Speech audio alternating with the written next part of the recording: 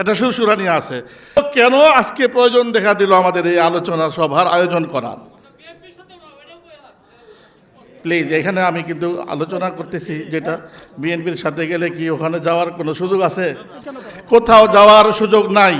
ছাত্র ভাইদের মাধ্যমে এটা হয় ফেসবুকের মধ্যে। তারা আসলে তো স্বল্প বুঝের আবেগী, এজন্য নিজেকে ধারণ করে এমন যে আমি মওদুদিবাদের সেভ করলে বোধ হয় আমি বেশি খেলাফতি হয়ে যাব।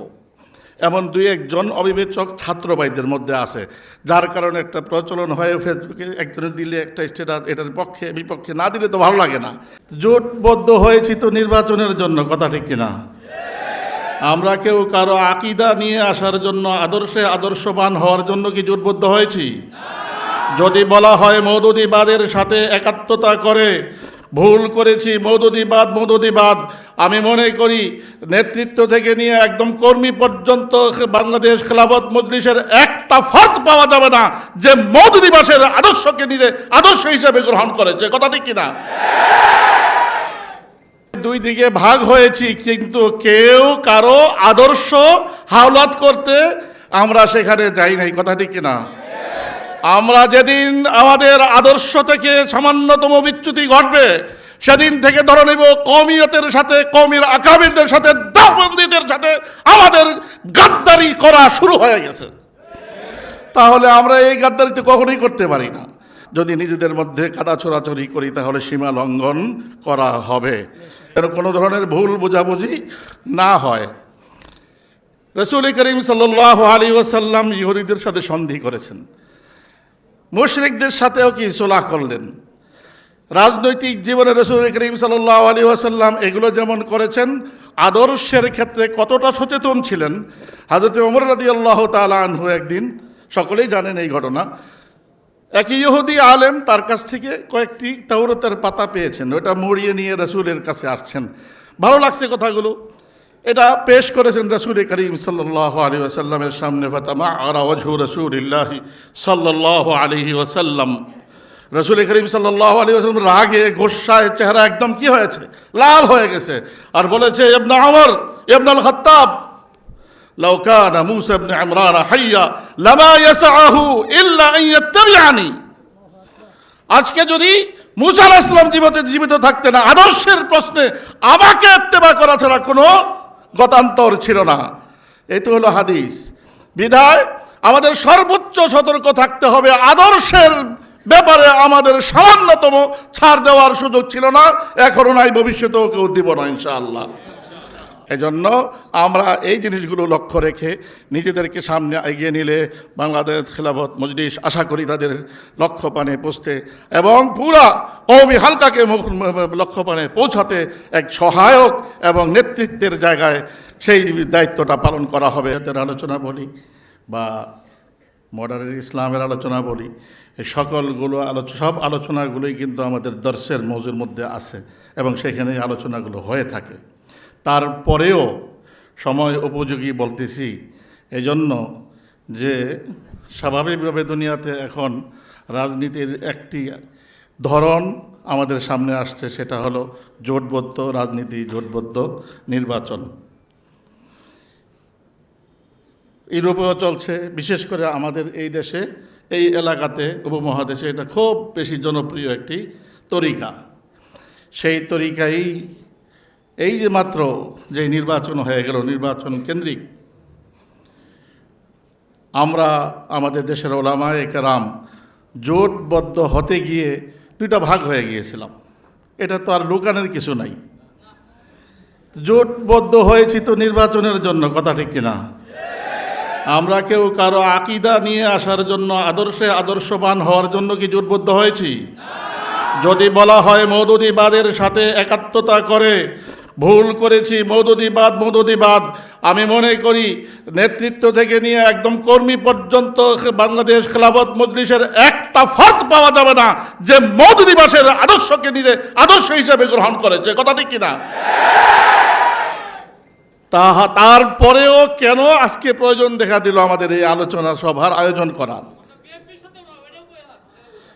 প্লিজ, এখানে আমি কিন্তু আলোচনা করতেছি যেটা বিএনপির সাথে গেলে কি ওখানে যাওয়ার কোনো সুযোগ আছে? কোথাও যাওয়ার সুযোগ নাই। কিন্তু যেহেতু আমি এখন ইসলামী বলি না আপনাকে, আমিও নিজেকে ইসলামী বলি না, এই জন্য এভাবে কথা না বলি আমরা, প্লিজ। যে কথা বলছিলাম যে দুই দিকে ভাগ হয়েছি, কিন্তু কেউ কারো আদর্শ হাওলাত করতে আমরা সেখানে যাই নাই, কথা ঠিক কিনা?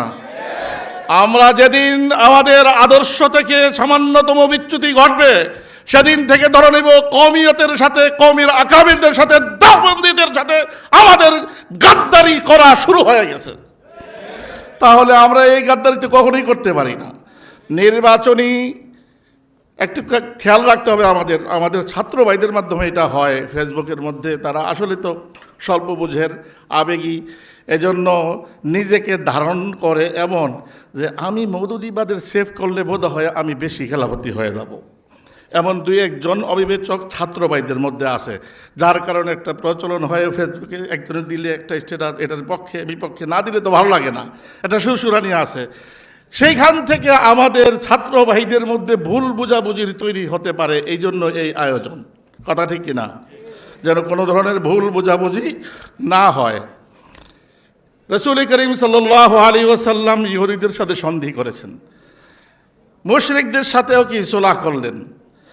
রাজনৈতিক জীবনে রাসূল করিম সাল্লাল্লাহু আলাইহি ওয়াসাল্লাম এগুলো যেমন করেছেন, আদর্শের ক্ষেত্রে কতটা সচেতন ছিলেন।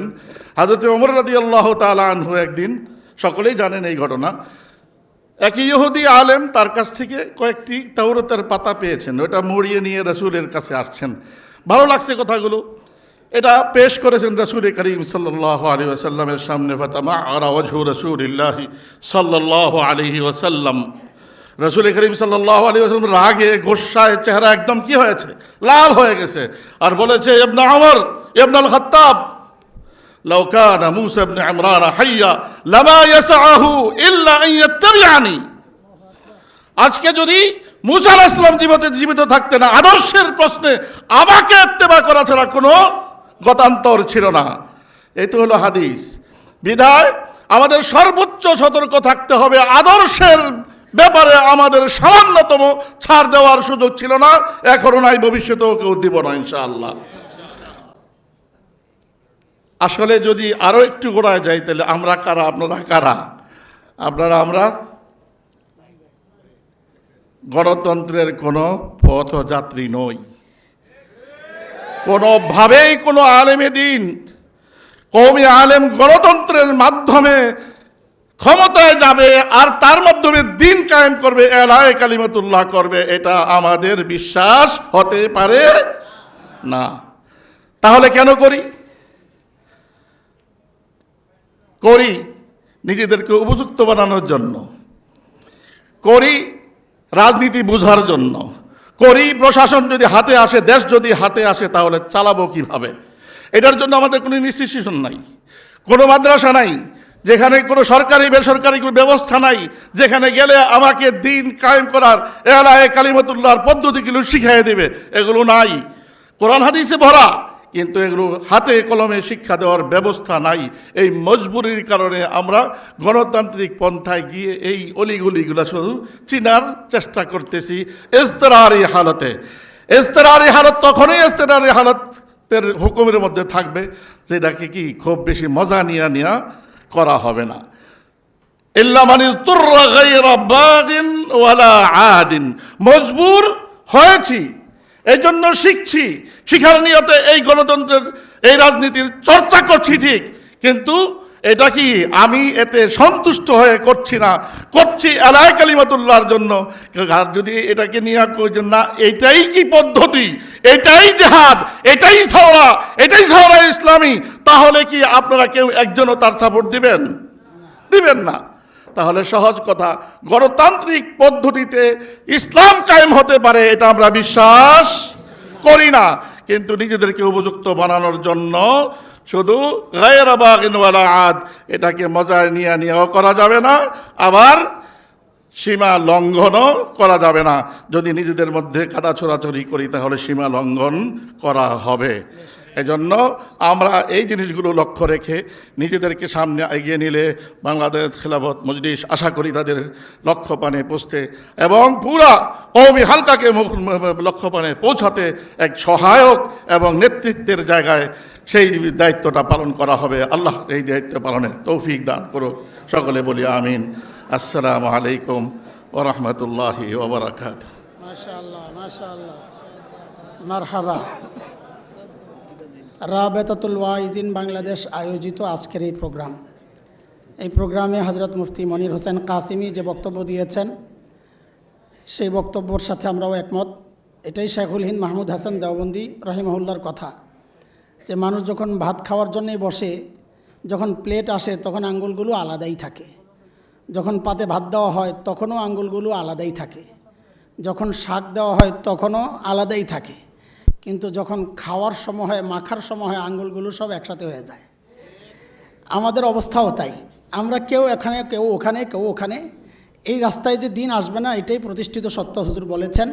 কিন্তু যখন দিন কায়েমের চূড়ান্ত অবস্থা চলে যাবে, আসবে, তখন আর আঙ্গুলগুলো, এই দলগুলো আমরা বিচ্ছিন্ন বিক্ষিপ্ত থাকবো না, সব একসাথে হইয়া খাওয়া শুরু করবো ইনশাআল্লাহ। আল্লাহ কবুল করেন। আমাদের হযরতের বক্তব্যের সময় একটা ব্যাড সাউন্ড হয়েছিল, আমরা অত্যন্ত দুঃখিত। আমরা হযরতের কাছে ক্ষমা প্রার্থী। হযরত যেন এটা কোনো কিছু মনে না করে, এত মানুষের মধ্যে কে একটু কথা বলেছে, আমরা এই কথাটাকে আমাদের এই পুরো আলোচনা থেকে সরাইয়া দিলাম। আল্লাহ তাআলা আমাদের হযরতের ইজ্জত